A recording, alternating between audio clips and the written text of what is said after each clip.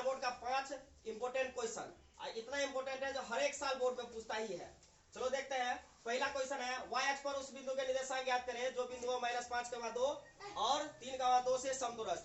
अब सबसे पहले यहाँ पे आता है समदूरस्थ। समदूरस्थ का अर्थ क्या होता है? तो समदूरस्थ बराबर होता है। समदूरस्थ का अर्थ होता है बराबर। अब देखो बराबर कैसे होगा, मान के चलो यहाँ पे हम पहला क्वेश्चन करते हैं। हम इधर ले लेते हैं ए, इधर ले लेते हैं बी, दो ठो ले लिए। अब एक ठो बिंदु यहाँ पे कॉमन रहेगा जो दोनों में आएगा, तो इसको मान लो पी। अब देखो पी जो बिंदु है जो ए से और बी से दोनों से बराबर इक्वल में रहेगा, यानी ये दोनों आपस में बराबर रहेगा। अब देखते हैं इसमें ए का निर्देशांक कितना है, तो यहाँ पे देख लो ए का निर्देशांक है -5,2 -2 और बी का कितना हो जाएगा 3,2। अब ध्यान दो पी का इसमें दिया है y अक्ष, तो y अक्ष का निर्देशांक क्या होता है? तो y अक्ष का निर्देशांक हम अगर लिखेंगे तो इसको हम कहते हैं 0,y। x अक्ष का देखेंगे तो इसको कहते हैं x,0। अब मूल बिंदु एक होता है, मूल बिंदु का अगर हम देखेंगे तो इसको कहेंगे 0,0। तो ये याद रखने वाला है, याद कर लेना इसको। अब देखो इसमें होता क्या है, तो सबसे पहले हम सूत्र लगाएंगे।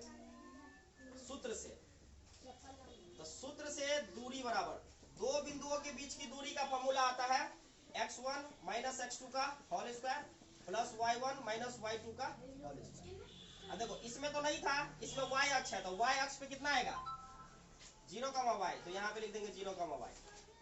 अब इधर हम देखते हैं, इस पे बिठाएंगे। अब इस पे बिठाने के लिए हम देखते हैं, तो सबसे पहले ले लो प्रश्न से। प्रश्न से लेंगे तो इसमें क्या हो जाएगा बराबर PA बराबर PB, यानी PA बराबर क्या हो जाएगा PB। अब इस पे फॉर्मूला पे बिठा देंगे। अब इस फॉर्मूला में बिठाएंगे तो यहाँ पे PA दिया है, तो P और A में लेंगे, B में से नहीं लेंगे। अब ध्यान दे इधर P, तो P का इधर लेंगे x1, ये हो जाएगा x1 y1, ये हो जाएगा x2 y2। इधर से x1 लेंगे, इधर से x2 लेंगे, इधर से y1 लेंगे, इधर से y2 लेंगे। तो अब इधर से ले लो, पहले रूट दे देते हैं। फिर x1 कितना है 0, इधर से x2 कितना है -5, तो ये बन जाएगा प्लस, तो प्लस का होल स्क्वायर। अब प्लस देखो यहाँ पे y1 - y2 है, तो y1 का y ये होगा और y2 का कितना आ जाएगा -2, तो -2, तो यहाँ पे बन जाएगा प्लस का होल स्क्वायर। इसका हो गया, बीच में बराबर दे दो। अब p भी लेंगे तो p और b इधर से आएगा, इधर से p का यही आएगा x1 y1, ये हो जाएगा x2 y2। इधर से हम अगर लेंगे तो सबसे पहले रूट दे दो, फिर लेंगे इधर से 0, इधर से कितना लेंगे 3 का होल स्क्वायर प्लस इधर से कितना लेंगे y, इधर से कितना लेंगे 2 का होल स्क्वायर। अब इतना करने के बाद इसको हम हल करेंगे। अब हल कैसे करेंगे, तो लिख देंगे दोनों तरफ वर्ग करने पर, दोनों तरफ वर्ग करने पर अब दोनों तरफ वर्ग करो, तो दोनों तरफ अगर हम वर्ग करेंगे तो इधर भी रूट है, इधर भी रूट है, ये दोनों क्या हो जाएगा हट जाएगा। अब इसको हट जाएगा तो इसको जोड़ लो, तो इसको 5 का होल स्क्वायर हो जाएगा। इसको करो तो ये आ जाएगा a प्लस b का होल स्क्वायर। यहाँ पे हम करके दिखाते हैं, y प्लस 2 का अगर हम होल स्क्वायर करेंगे तो ये हो जाएगा a में, ये हो जाएगा b। अब इसका फॉर्मूला होता है a square plus 2ab plus b square. अब इसमें a का अगर हम y लेंगे तो y का होल स्क्वायर, इधर 2 इंटू a का हो जाएगा y इंटू b का हो जाएगा 2, इधर b का कितना होगा 2, तो 2 का होल स्क्वायर। अगर हम इसको गुना कर लेते हैं तो y स्क्वायर प्लस 2 दूना 4y और प्लस 2 दूना 4। अब देखो इतना आ गया, वहां पे हम इसको पुट कर देंगे, तो लिख दो y स्क्वायर प्लस 4y और प्लस 4, ये लिख दिए। अब बीच में देंगे बराबर। अब इधर से लेंगे, इसका अगर हम घटाएंगे तो -3 का होल स्क्वायर हो जाएगा। सेम आया, लेकिन यहाँ पे क्या है माइनस, तो यहाँ पे अगर माइनस लेंगे तो ये भी क्या हो जाएगा माइनस, ये भी माइनस, तो ये भी माइनस, सेम रहेगा। तो आ गया y स्क्वायर -4y और प्लस 4। देखो इतना हो गया। अब इसको एक बार गुना कर लेते हैं, इस साइड इसको मिटा देते हैं। अब देखो इसको गुना करके लिखते हैं, इसको अगर इसका हल करेंगे हम तो इसको 5 का होल स्क्वायर करेंगे तो कितना हो जाएगा 25। अब इसका ये सेम लिख देते हैं एक बार, y square plus 4y plus 4। अब इस साइड से हम अगर लेते हैं यहाँ पे तो 3 3 9 हो जाएगा, माइनस माइनस प्लस हो जाएगा। अब प्लस यही वाला लिख देते हैं, y स्क्वायर माइनस है -4y और फिर प्लस हो जाएगा 4।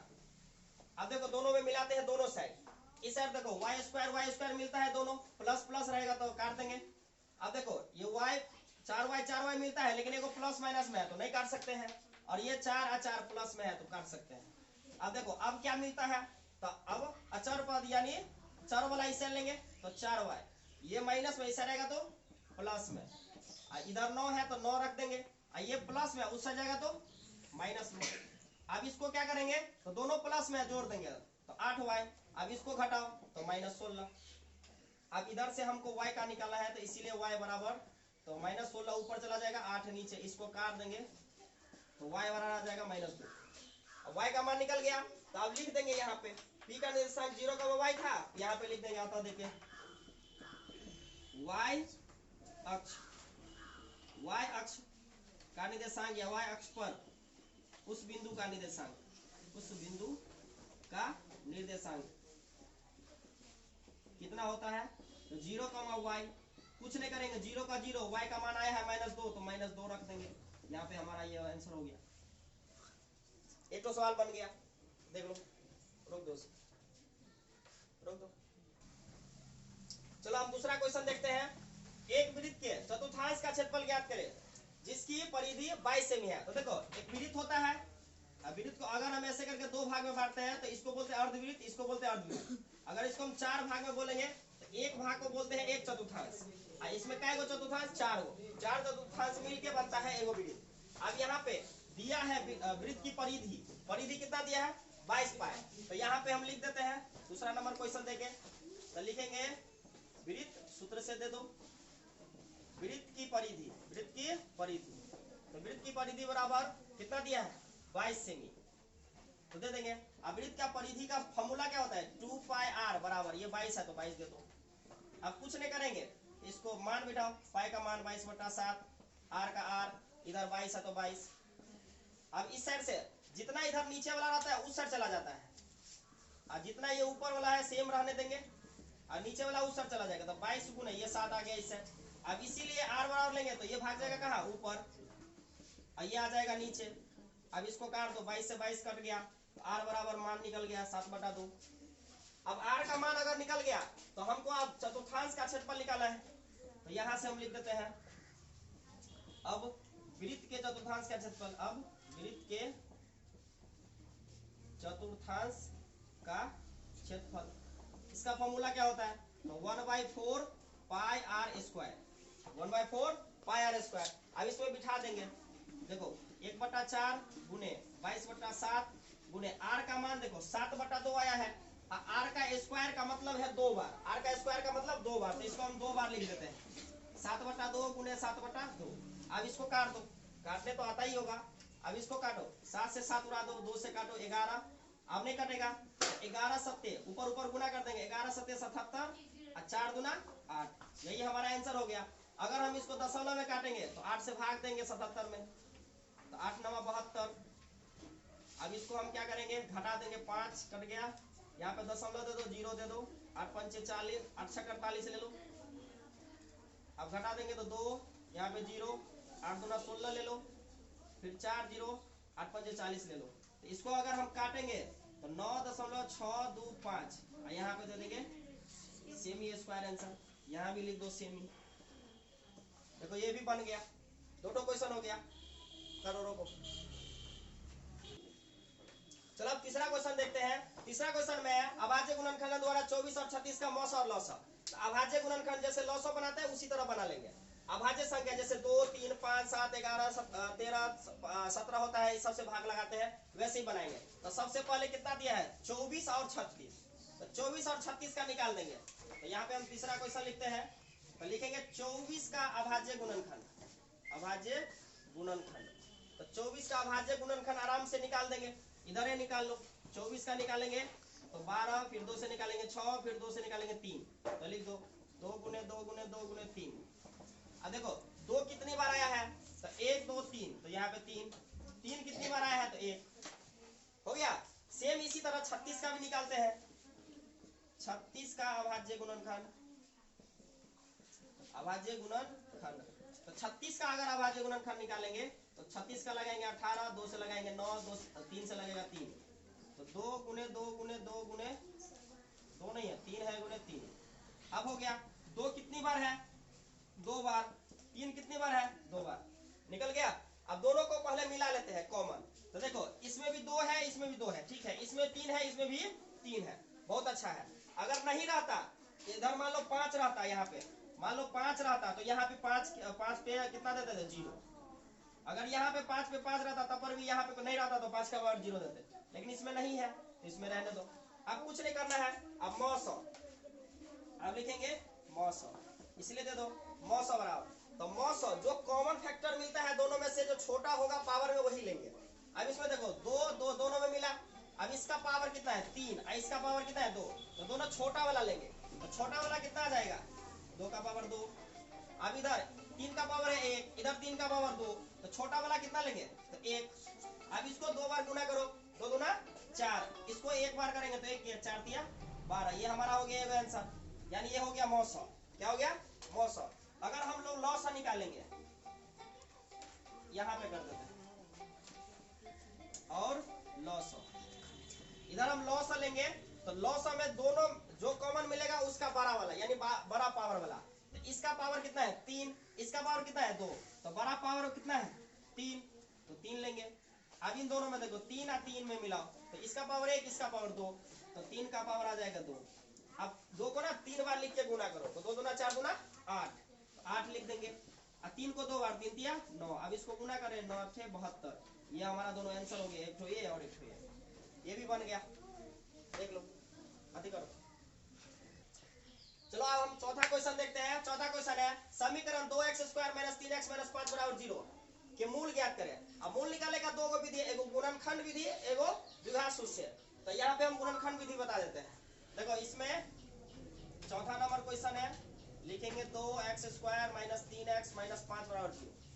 अब देखो यहाँ पे माइनस है, तो इसको ना गुना करके इसको घटा के, यहाँ पे अगर प्लस रहता तो इसको हम क्या करके जोड़ के इसको गुना करके, लेकिन यहाँ पे माइनस है, इसका मतलब इसको घटा के। तो इसको अचर पद है, इसको गुना कर दो। x² के गुणांक को, अचर पद को गुना करो, तो 5 दूना 10। तो 10 हमको लाना है गुना करके, घटा के लाना है 3। तो कितना कितना आएगा, तो घटा के 3 और गुना करके 10, तो 5 और 2। 5 में से 2 घटा देंगे तो 3, अब 5 और 2 को गुना करेंगे तो 10 मिल जाता है। तो यही ले लेंगे।